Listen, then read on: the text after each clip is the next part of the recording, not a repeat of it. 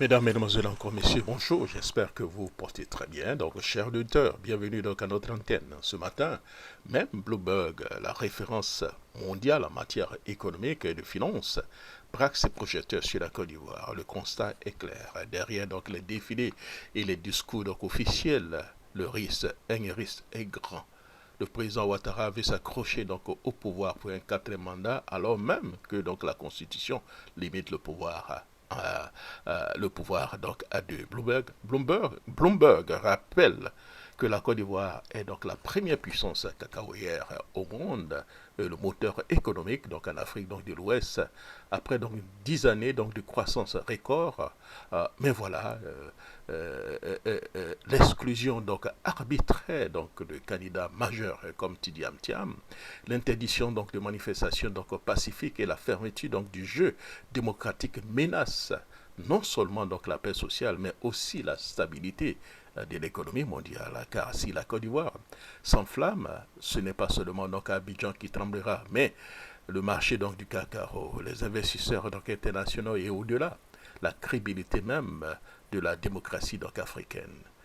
Alors, posons-nous donc cette question. M. Ouattara et son régime veulent-ils entrer donc dans l'histoire comme des fossoyeurs d'un miracle économique ou comme ceux qui auront su donc entendre donc la voix donc du peuple avant qu'il ne soit donc trop tard? Écoutons un peu l'interview que Bloomberg a accordée et les explications donc de la situation donc ivoirienne. Just get us up to speed. Give us some context behind the latest round of civil unrest in Ivory Coast. Right, Jumana, we have been watching quite closely at the Ivory Coast because they do have elections later this year. And what's really come to a head over the past few days is we did hear. De façon ramassée, voilà ce qu'elle dit. Nous avons donc suivi donc de près la Côte d'Ivoire car donc le pays doit organiser donc des élections cette année. Or, ce qui est donc revenu sur le devant donc de la scène ces derniers jours, c'est donc l'annonce du président Ouattara qui a déclaré officiellement son intention donc de briguer un quatrième mandat. Pourtant, selon donc la constitution ivoirienne, un président ne devait pas donc exercer plus donc de deux mandats. On comprend donc aisément la montée donc de la tension. Mais ce n'est pas tout. Plusieurs personnalités qui souhaitaient donc se présenter, dont l'ancien dirigeant de Crédit Suisse, Tidi Amtiam, ont été donc écartés de la liste électorale. De nombreux électeurs, tout comme donc des investisseurs, s'interrogent désormais sur ce que signifie pour la stabilité donc d'un pays qui est la deuxième économie d'Afrique de l'Ouest et le premier producteur donc mondial.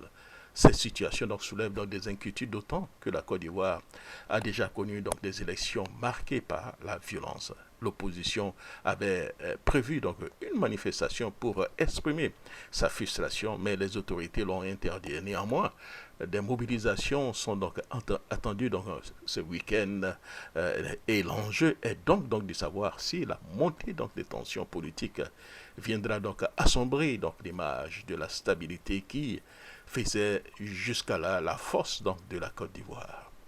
To come out and continue to express their frustration in what they see as an unfair situation leading up to the election later in the year. Yeah, you mentioned the relative stability of the Ivory Coast economy and the fact that it is the world's largest cocoa exporter, which, by the way, leads us nicely to our next segment that's coming up. But how could all of this political backdrop impact the country economically? Alors, donc, la question, cette saison donc, s'annonce relativement donc, stable et potentiellement bénéfique pour l'économie de cacao. Mais en cas d'instabilité politique, qu'adviendra-t-il d'un pays dont l'économie repose depuis des années sur donc, la filière donc, d'exportation? It's very much a concern. I mean, if you take a look at some of the stats from the World Bank, which we did, it has been the fastest growing economy across the African continent. If you just take a look at the growth rate over the past. La réponse est claire. La question donc d'investissement se pose également. J'étais donc en Côte d'Ivoire plutôt cette année et j'ai donc constaté donc l'ampleur donc des chantiers en cours. Le pays attire beaucoup donc de capitaux, mais les investisseurs pourraient se montrer plus frileux si la stabilité venait à se dégrader. Enfin, il y a donc l'enjeu donc de la stabilité donc régionale. Si l'on observe les pays voisins, beaucoup connaissent donc des crises politiques et sécuritaires. La Côte d'Ivoire faisait figure d'exception et le rôle donc de stabilité.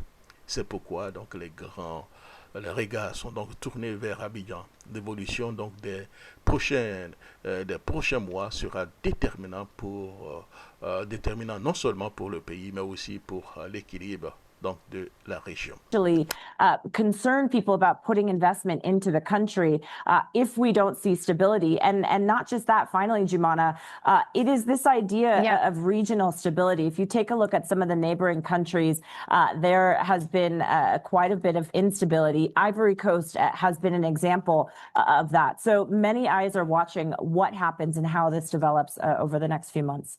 Alors, chers amis auditeurs, après avoir écouté un peu donc l'interview et puis le message de nos amis donc de Bloomberg, voilà le message que nous pouvons donc lancer donc à M. Ouattara et surtout les pieds nickelés autour de lui. M. Ouattara, l'heure n'est plus donc au calcul juridique ou donc aux artifices constitutionnels. Chaque jour qui passe, votre obstination donc à briguer un 4e mandat fragilise la Côte d'Ivoire, alimente la colère du peuple et menace de transformer la vitrine économique de l'Afrique de l'Ouest en poudrière. Vous brandissez la stabilité comme un trophée, mais c'est vous-même qui êtes donc en train donc de la miner. Vous parlez d'investissement, mais ce sont donc vos décisions qui vont faire fuir donc les capitaux. Vous promettez donc la paix, mais vous interdisez donc aux opposants donc de s'exprimer et aux citoyens donc de réellement manifester. Le monde vous regarde. Le marché donc du cacao vous regarde. Les investisseurs, les diplomates et surtout le peuple ivoirien vous regarde.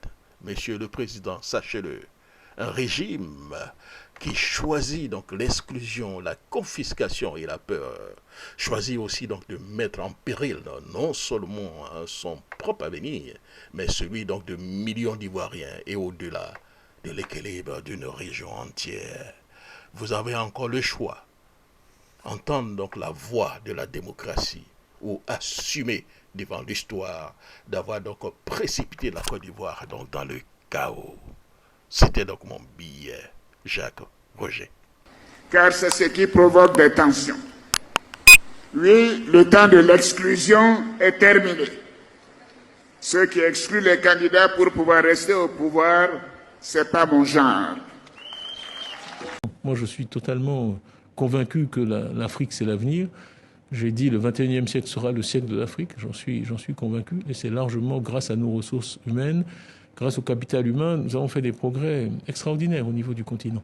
Vous vous rappelez, dans les années 80, la plaisanterie la plus courante, c'était que le PIB de l'Afrique subsaharienne était inférieur à celui de la Belgique. Vous êtes plus petit que la Belgique.